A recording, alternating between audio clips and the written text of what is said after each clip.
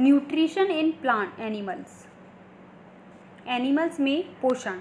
You have learn in chapter first that plants can prepare their own food. हम जानते हैं कि food plants जो होते हैं वो अपना भोजन स्वयं बनाते हैं। एनिमल जो है वो प्लांट से अपना भोजन प्राप्त करते हैं, प्लांट्स पर डिपेंड होते हैं। ये कुछ शाकाहारी प्राणी होते हैं जो कि अपना भोजन स्वयं नहीं बनाते, प्लांट्स पर डिपेंड होते हैं, और कुछ मांसाहारी होते हैं जो अपना भोजन मांस से प्राप्त करते हैं, दूसरे एनिमल से प्राप्त करते हैं। और कुछ simpler substances, the breakdown of complex component of food into simpler substances such as carbohydrate are complex substances.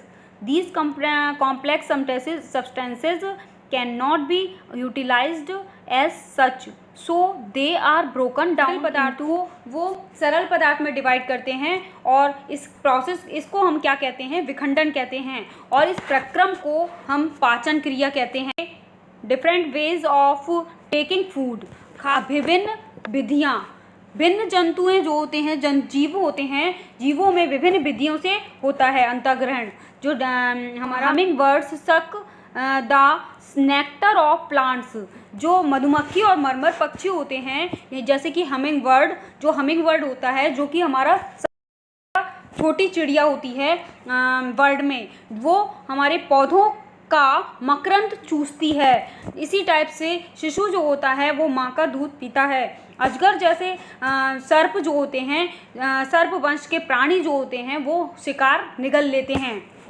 ये क्या है, हमारा स्टारफिश है, जिसे हम तारा मछली भी कहते हैं। Feeds on animals covered by hard shells of calcium carbonate. मछली होती है कैल्शियम कार्बोनेट के कठोर कवच वाले एनिमल का आहार करते हैं। जो होता है वो खोलने के बाद वह अपने मुख से अपना आमाशय को बाहर निकालती हैं और जंतु के कोमल पार्ट को खाती हैं। ये स्टारफिश की मुख्य विशेषता है। Take in food through the mouth, digest and utilized it the अनयूटेड।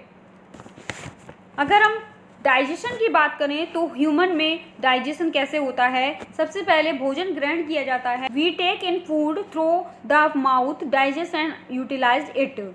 हम जो फूड लेते हैं मुख के द्वारा ग्रहण करते हैं।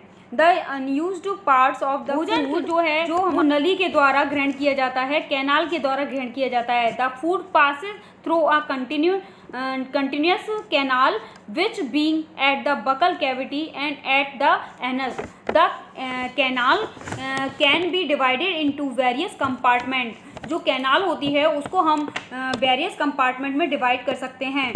सबसे पहला है हमारा बकल केविटी। बकल केविटी मुख गुहिका, जिसे हम मुख गुहिका कहते हैं। फूड ईसोफेगस, जिसे हम क्या कहते हैं, ग्रास नली या ग्रशिका कहते हैं।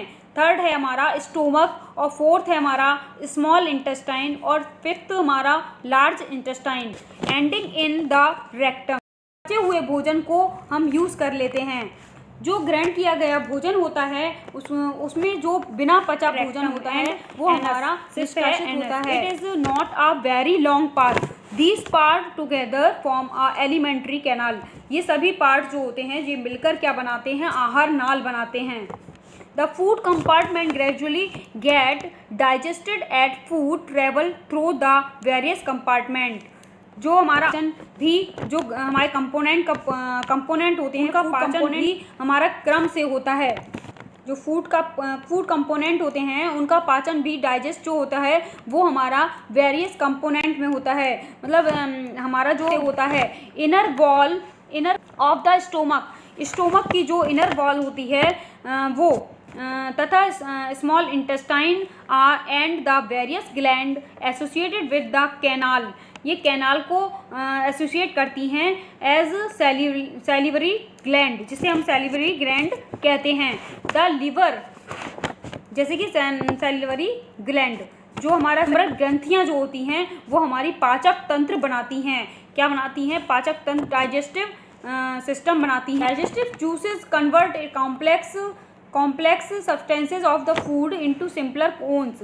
जो हमारा डाइजेस्टिव सिस्टम होते हैं कन्वर्ट करते हैं कॉम्प्लेक्स कंपाउंड को, कॉम्प्लेक्स को, जटिल पदार्थ को हमारा सरल पदार्थ में चेंज करते हैं। substances of the food into simpler ones. The digestive tract and the associated gland, digestive tract and associated gland जो होता है वो दोनों आपस में मिलकर digestive system बनाते हैं. Now let the directive tract. The mouth and buccal cavity. Food is taken into the body through the mouth. Mouth के द्वारा हम ग्रहण करते हैं,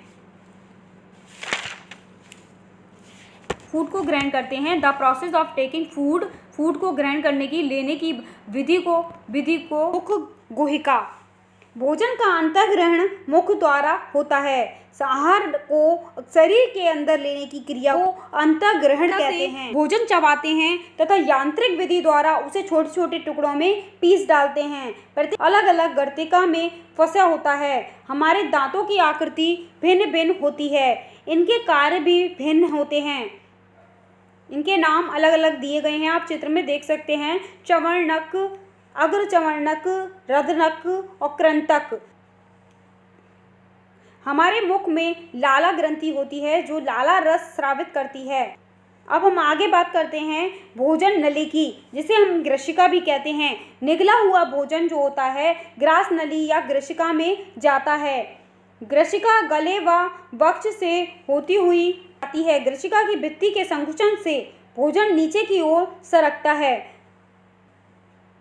ये भोजन हमारा नीचे की ओर सरकता है और हमारा अमाशय में फेंक दिया जाता है.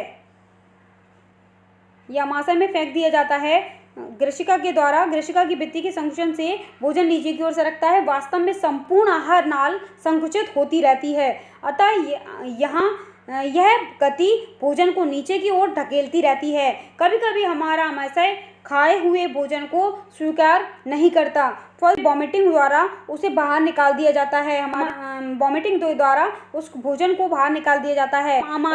अमाशय जो होता है वो हमारा मोटी भित्ति वाली एक थैली नुमा संरचना होती है. ये चपटा तथा जे की आकृति का होता है तथा आहार नाल का सबसे बड़ा चौड़ा भाग है. यह एक ओर ग्रशिका से खाद्य प्राप्त करता है तथा दूसरी ओर क्षुद्रांश का आंतरिक स्तर, जो आंतरिक स्तर होता है वो हमारा श्लेष्मल हाइड्रोक्लोरिक अम्ल पाचक रस स्रावित करता है. श्लेष्मल अमाशय के आंतरिक अस्तर को सुरक्षा प्रदान करता है. अम्ल जो होते हैं एसिड्स अनेक ऐसे जीवाणुओं को नष्ट करता है जो भोजन के साथ वहां तक पहुंच जाते हैं. साथ ही यह माध्यम को अम्लीय बनाता है जिससे पाचक रसों को क्रिया करने में सहायता मिलती है. पाचक रस प्रोटीन को सरल पदार्थों में विघटित कर देता है.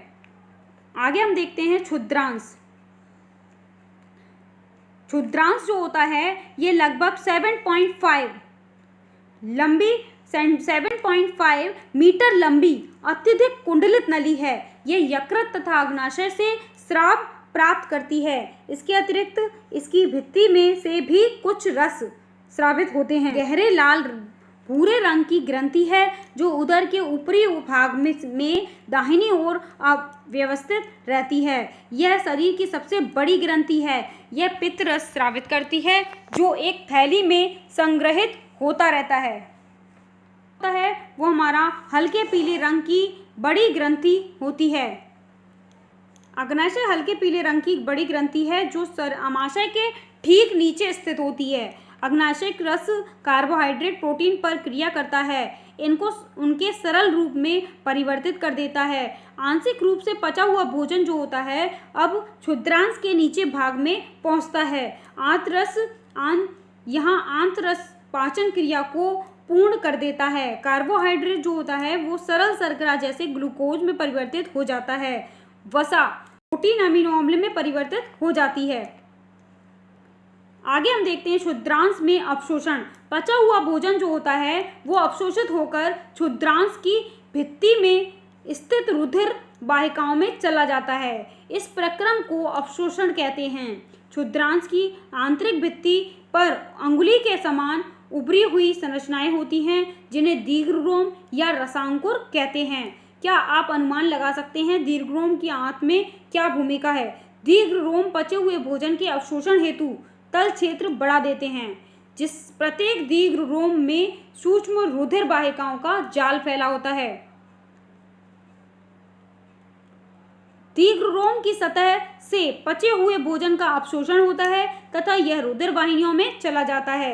अवशोषित द्वारा शरीर के विभिन्न भागों तक होता है, जहां उनका उपयोग जटिल पदार्थों को बनाने में किया जाता है। इस प्रक्रम जल में हो जाता है, ऊर्जा मुक्त होती है। भोजन का वह भाग जिसका पाचन नहीं हो पाता अथवा अवशोषण नहीं होता, वृद्धांश में भेज दिया जाता है। अगला है हमारा वृद्धांश। वृद्धांश क्षुद्रांश की अपेक्षा चौड़ी एवं छोटी होती है। यह लगभग 1.5 मीटर लंबी होती है। इसका मुख्य कार्य जल तथा कुछ लवणों का अवशोषण करना होता है तथा पचा हुआ अपचित पदार्थ मलाशय में चला जाता है तथा अर्ध ठोस मल के रूप में रहता है। समय समय पर यह मल बाहर निकाल दिया जाता है, इसे निष्कासन कहते हैं। आगे हम देखेंगे घास खाने वाले जंतुओं में पाचन देखा है। वे उस समय भी लगातार जुगाली करते रहते हैं जब वे खा नहीं रहे हों। वास्तव में वे पहले घास को जल्दी जल्दी निकलकर अमाशय के एक भाग में भंडारित कर लेते हैं। यह भाग रूमेन कहलाता है। क्या कहलाता है? यह भाग रूमेन कहलाता है। मोस्ट इम्पॉर्टेंट टॉपिक, रूमेन किसे कहते हैं? जब जानवर जो होते हैं, घास खाने वाले जानवर जो होते हैं, वो अपना भोजन को कहाँ भंडारित कर लेते हैं? अमाशय में एक के एक भाग में भंडारित कर लेते हैं और यही भाग हमारा क्या कहलाता है? रूमेन कहलाता है, बटा होता है। रूमेन में भोजन का आंशिक पाचन होता है जिसे जुगाली कहते हैं, परंतु बाद में जंतु इसको छोटे छोटे पिंडकों के रूप में पुनः भोजन जो है वो मुख में लाता है और जिसे वह चबाता रहता है। इस प्रक्रम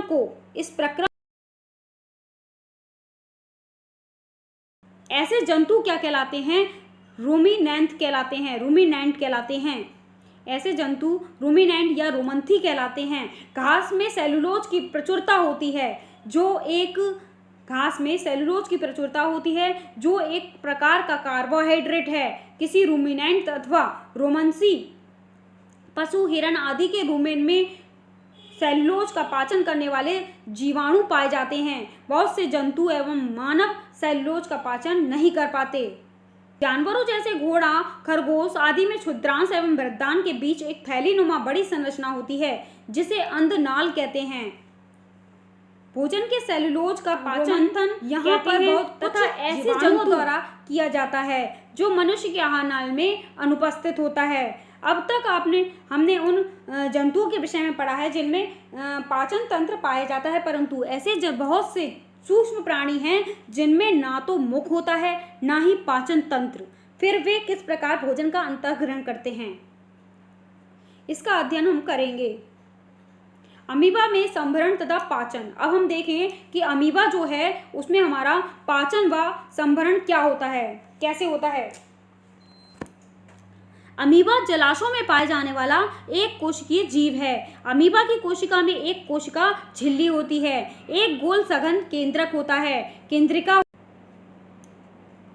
और द्रव्य पाधा विकसित करके उसे निगल लेता है। खाद्य पदार्थ उसकी खाद्य धानी में फंसे रहते हैं। ये खाद्य कण के चारों ओर पाधा विकसित करके उसे निगल लेता है। खाद्य पदार्थ ही पाचक रस स्रावित होते हैं। ये खाद्य पदार्थ पर क्रिया करके उन्हें सरल पदार्थों में बदल देता है। पचा हुआ खाद्य धीरे धीरे अवशोषित हो जाता है। अवशोषित पदार्थ अमीबा की वृद्धि, रखरखाव व गुणन के लिए उपयोग किए जाते हैं। बिना पचा अवशिष्ट खाद्यान्नी द्वारा बाहर निकाल दिया जाता है। भोजन के पाचन का आधारभूत प्रक्रम सभी